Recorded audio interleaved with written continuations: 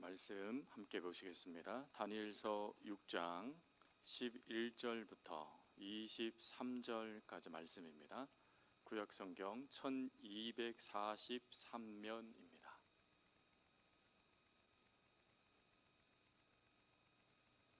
다니엘서 6장 11절부터 23절까지 말씀, 구약성경 1243면입니다. 우리 11절부터 우리 함께 말씀을 봉독하겠습니다. 그 무리들이 모여서 다니엘이 자기 하나님 앞에 기도하며 간구하는 것을 발견하고, 이에 그들이 나아가서 왕의 금령에 관하여 왕께 아뢰되, 왕이여, 왕이 이미 금령에 왕의 도장을 찍어서 이제부터 30일 동안에는 누구든지 왕 외에 어떤 신에게나 사람에게 구하면 사자굴에 던져 넣기로 하지 아니하였나이까 하니, 왕이 대답하여 이르되, 이 일이 확실하니 메대와 바사에 고치지 못하는 귀례니라 하는지라. 그들이 왕 앞에서 말하여 이르되, 왕이여, 사로잡혀온 유다 자손 중 다니엘이 왕과 왕의 도장이 찍힌 금령을 존중하지 아니하고 하루에 3번씩 기도하나이다 하니, 왕이 이 말을 듣고 그로 말미암아 심히 근심하여 다니엘을 구원하려고 마음을 쓰며 그를 건져내려고 힘을 다하다가 해가 질 때에 이르렀더라. 그 무리들이 또 모여 왕께로 나와서 왕께 말하되, 왕이여, 메대와 바사의 규례를 아시거니와 왕께서 세우신 금령과 법도는 고치지 못할 것이니이다 하니, 이에 왕이 명령하매 다니엘을 끌어다가 사자굴에 던져 넣는지라. 왕이 다니엘에게 이르되, 내가 항상 섬기는 너의 하나님이 너를 구원하시리라 하니라. 이에 돌을 굴려다가 굴 어기를 막음에 왕이 그의 도장과 귀족들의 도장을 봉하였으니, 이는 다니엘에 대한 조치를 고치지 못하게 하려 함이었더라. 왕이 궁에 돌아가서는 밤이 새도록 금식하고 그 앞에 오락을 그치고 잠자기를 마다하니라. 이튿날에 왕이 새벽에 일어나 급히 사자굴로 가서 다니엘이 든 굴에 가까이 이르러서 슬피 소리질러 다니엘에게 묻되, 살아계시는 하나님의 종 다니엘아, 내가 항상 섬기는 내 하나님이 사자들에게서 능히 너를 구원하셨느냐 하니라. 다니엘이 왕에게 아뢰되, 왕이여, 원하건대 왕은 만수무강하옵소서. 나의 하나님이 이미 그의 천사를 보내어 사자들의 입을 봉하셨으므로 사자들이 나를 상해하지 못하였사오니, 이는 나의 무죄함이 그 앞에 명백함이오며, 또 왕이여, 나는 왕에게도 해를 끼치지 아니하였나이다 하니라. 왕이 심히 기뻐서 명하여 다니엘을 굴에서 올리라 하매, 그들이 다니엘을 굴에서 올린즉 그의 몸이 조금도 상하지 아니하였으니, 이는 그가 자기의 하나님을 믿었음이었더라. 아멘. 오늘 본문 말씀은 10절 말씀의 연장선입니다. 10절 말씀에 보면 왕의 조서가 이미 공포가 되었음에도 불구하고 다니엘은 습관대로 예루살렘을 향하여 3번씩 기도하죠. 그 의미에 대해서 2주 전에 이미 우리가 살폈습니다. 예루살렘을 향하여 기도하는 이유가 무엇이고 그가 3번씩 기도한 이유는 무엇인지 이미 우리가 지지난주에 살펴보았죠. 더 이상 그것은 살피지 않고, 그 기도 가운데 우리가 주목했던 것은 무엇이었냐면, 그가 감사의 기도를 하나님께 드렸다라는 구리였습니다. 감사의 기도를 드리다라는 이 부분과 오늘 말씀은 그가 이렇게 감사의 기도를 드릴 수 있었던 이유는 무엇인가에 대한 답을 저희들에게 전해주고자 이렇게 긴 사건들을 성경은 기록해 놓고 있는 것이죠. 분명한 것은 다니엘은 지금 감사의 기도를 할 때가 아닙니다.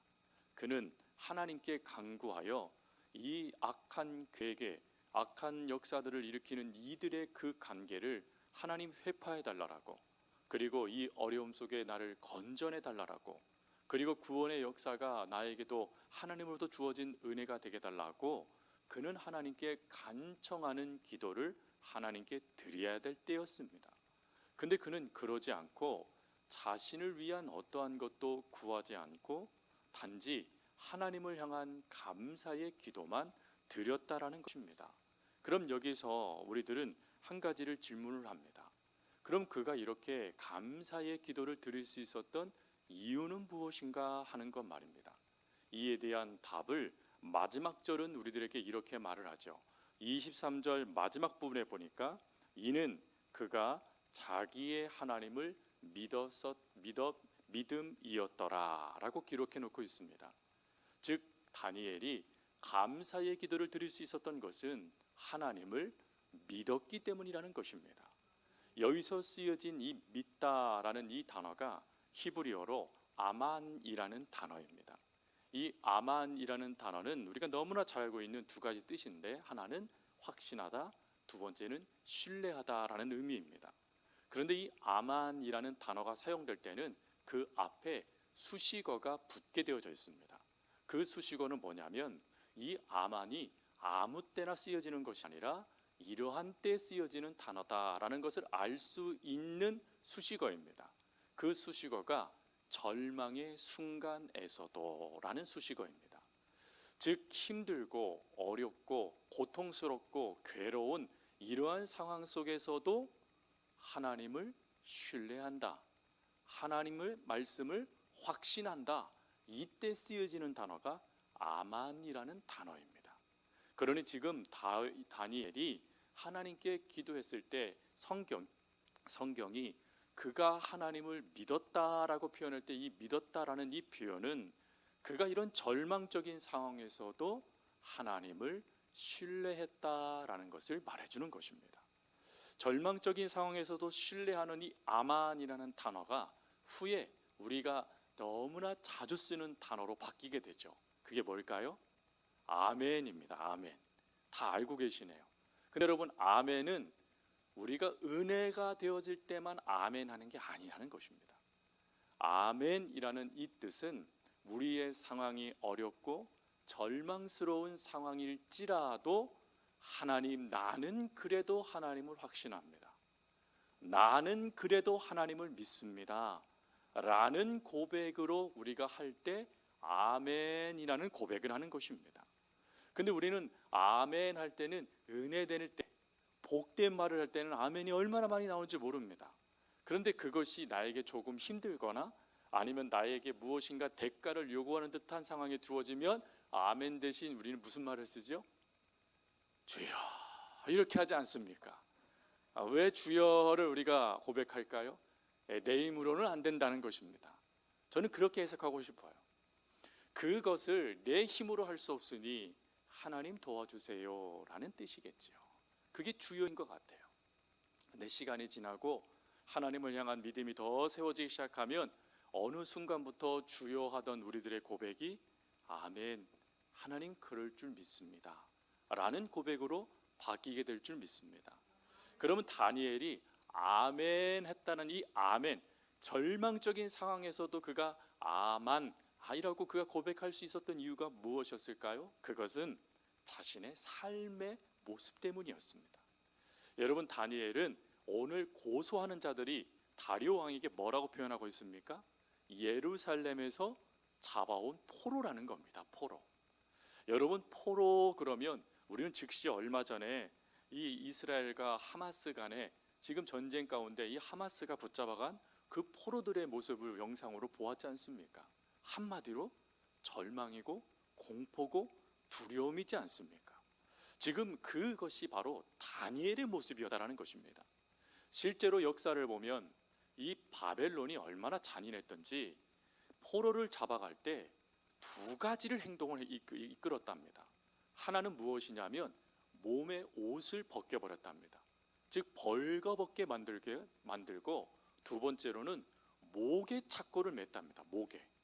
보통은 손과 발에 착고를 차는데 목에 착고를 차서 짐승, 개처럼 취급을 했다라는 것입니다. 여러분, 그것을 지금 15에서 17살밖에 되지 않는 다니엘이 겪고 있는 거예요. 청소년 아이가 말입니다. 그때 그 고통이 얼마나 컸겠습니까? 그곳에 끌려가는 모든 사람들이 울다 지쳐서 더 이상 울지도 못하는 절망만 내뱉었던 상황이 포로였습니다. 근데 그 포로를 하나님이 어떻게 이끄셨습니까? 하나님이 구별시키시더니 왕의 일을 감당하는 일을 맡겨주셨어요. 근데 그것은 도무지 받아들일 수 없는 것입니다. 내 나라를 멸망시킨 나라인데 어찌 내가 이것을? 그런데 다니엘은 자신의 뜻을 꺾고 하나님의 뜻에 순종하면서 그 모든 걸음을 걸어갔더니 어찌 되어지죠? 하나님이 끊임없이 그를 높이 세워주시더라는 것입니다. 그 모든 과정을 다니엘이 겪으면서 그는 분명한 아만의 신앙이 세워지게 됩니다. 내 삶의 주권, 내 삶의 모든 것은 하나님 손에 달려져 있다. 하나님이 나를 붙잡아 주시고 하나님이 이 모든 것들을 다스리시니 내 삶의 이후의 모습도 하나님이 책임져 주실 것이다. 그 믿음이 발동되니까 그가 어찌합니까? 감사가 되는 거예요. 하나님이 이전에도 나를 이렇게 이끌어 주셨으니 이후에 나를 어떻게 이끌어 주실까? 기대가 되고 감사가 되는 것입니다. 그리고는 놓치지 않습니다. 하나님, 그리 아니하실지라도 저는 감사합니다. 하나님이 지금까지 이끌어 주신 이 은혜가 얼마나 큰데 제가 그 은혜를 놓칠 수 있겠습니까? 라고 하며 그는 그 순간에 자신의 삶을 이끄시고 앞으로도 이끄실 하나님을 향하여 신뢰를 표현했다라는 것입니다. 여러분, 이런 신뢰를 표현한 이 모습이 시편에도 나오더라고요. 시편 116편 6절부터 10절에 시인은 이렇게 표현을 합니다. 여호와께서는 순진한 자를 지키시나니 내가 어려울 때에 나를 구원하셨도다. 내 영혼아 내 평안함으로 돌아갈지어다. 여호와께서 너를 후대하심이로다. 주께서 내 영혼을 사망해서 내 눈을 눈물에서 내 발을 넘어짐에서 건지셨나이다. 내가 생명이 있는 땅에서 여호와 앞에 행하리로다.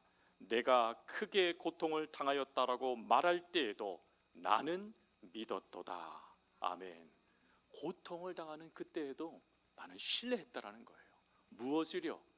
지금까지 인도하신 하나님이 앞으로도 내 삶을 인도하실 것이다 라는 그 신뢰를 하나님께 노랫말로 표현한 게 시편 116편입니다. 여러분, 이 고백을 사도 바울은 고린도후서 4장 8절 10절에 또 이렇게 고백을 합니다. 우리가 사방으로 우겨쌈을 당하여도 쌓이지 아니하며 답답한 일을 당하여도 낙심치 아니하며 박해를 받아도 버림받지 아니하며 거꾸러뜨림을 당하여도 망하지 아니하고 우리가 항상 예수의 죽음을 몸에 짊어짐은 예수의 생명이 또한 우리 몸에 나타나게 하려 함이라. 하나님이 끊임없이 우리를 붙잡아 주시고 끊임없이 우리 가운데 역사하신다는 거예요. 왜? 하나님을 믿는 자녀의 모습을 보여줘 많은 이들이 하나님을 발견하게 하기 위함이라는 것입니다. 여러분, 그 역사를 사도 바울이 그 자유인이 되었을 때만 그 모습을 보인 게 아닙니다. 그가 감옥에 갇혔을 때에도 하나님은 그 모습을 보여주게 만드셨습니다. 그래서 감옥에 갇혔을 때 오히려 성경 역사가들은 뭐라고 표현하냐면 그가 갇히기 전보다 갇힌 이후에 더 많은 사람들을 구원했다라고 이야기를 합니다. 즉 그 모든 상황 속에 하나님이 역사하시니 절망적인 상황일지라도 자신은 아멘을 고백할 수밖에 없다라는 것입니다. 그게 사도 바울의 삶이었죠. 여러분, 사도 바울이 얼마나 많이 매를 맞았습니까? 얼마나 많이 돌을 맞았습니까? 얼마나 많이 굶주렸습니까? 얼마나 많이 자연재해 가운데 고통을 당했습니까? 근데 그럴 때마다 사도 바울은 어찌합니까? 하나님을 원망하였더라 라고 기록되지 않습니다. 오히려 그러한 순간에도 하나님을 찬양하고 그러한 순간에도 하나님께 집중합니다. 어떻게 해요? 바로 이 아만, 어떠한 상황 속에서도 하나님을 신뢰하는 믿음이 그에게 발동되었고 그 믿음에 하나님은 은혜를, 복을, 응답을 더해 주셨기 때문입니다. 그러면 여러분, 우리는 어찌해야 되겠습니까? 우리는 하나님의 복, 은혜, 형통, 이 역사들의 말씀을 들을 때는 아멘 하면서 하나님 그 복을 나에게 주세요라고 우리는 이야기합니다. 그런데 어려운 상황 속에서도 여러분 아멘 할 수 있으시겠습니까? 어려운 상황 속에서도 심지어 우리의 상황이 녹록치 않아요. 너무 괴로워져요. 점점 숨막혀져요. 근데 그러한 순간에도 하나님, 나는 하나님을 확신합니다 라고 고백하며 그 하나님 곁에 머물 수 있으시겠습니까? 위치만리라는 중국의 목사님 한 분이 계세요. 물론 순교하셨습니다. 이 위치만리 목사님이 그 여러 가지 책들을 참 많이 썼는데 그 중에 한 자서전에 이 목사님이 이런 표현을 썼어요. 인간의 끝에서 하나님은 시작한다. 이 인간의 끝에서 하나님은 시작한다라는 이 이야기만 들어보면 아주 은혜잖아요.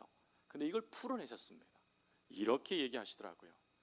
우리가 하나님을 믿지 않아서가 아니라 하나님을 믿는다고 하면서도 자기 범위 안에서 온갖 것을 다 동원해 보기 전에는 우리는 하나님을 결코 찾지 않는다. 그러나 다 내 모든 것이 바닥이 나면 그때가 돼서야 비로소 우리는 하나님께 인정하고 항복하며 손을 들고 하나님께 나아온다.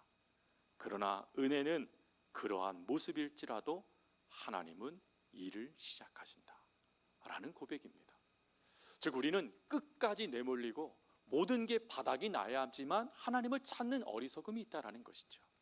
근데 그런 어리석은 우리를 하나님이 어찌하신대요?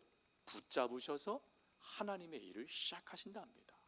여러분, 이것을 경험하면 그 다음부터 어찌 될까요? 우리는 더 이상 내가 무엇을 하려고 내 에너지와 시간을 낭비하지 않을 겁니다. 오히려 그때 하나님, 나는 하나님을 신뢰합니다. 나는 하나님께 감사합니다.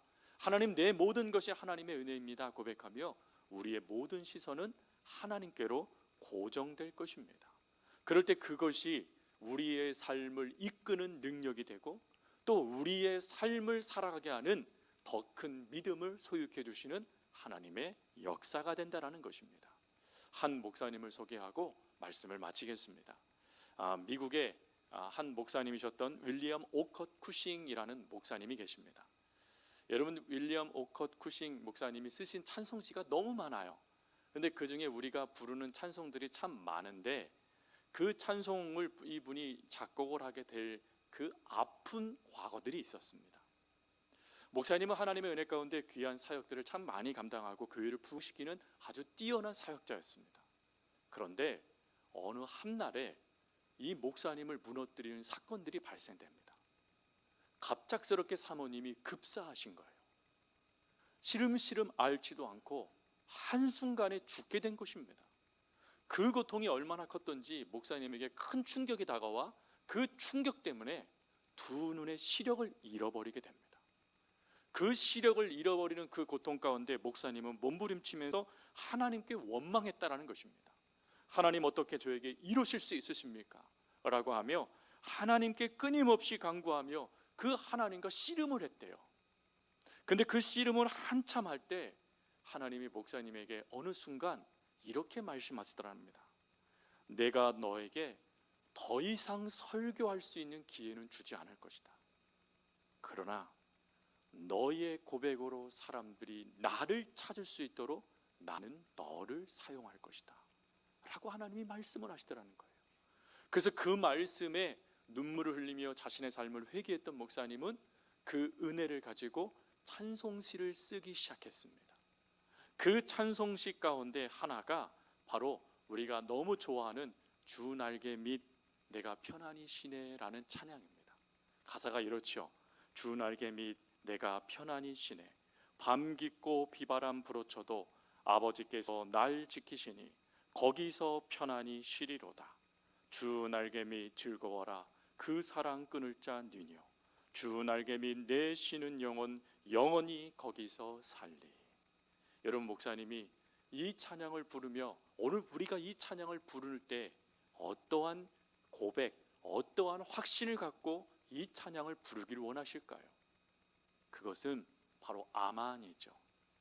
하나님은 어떠한 순간에도 하나님이시고 그 하나님은 지금도 나를 위해 역사하시고 그 하나님은 지금도 나를 장중에 품어주시고 그 하나님은 지금도 나를 위해 움직이신다라는 그 확신의 아만 말입니다.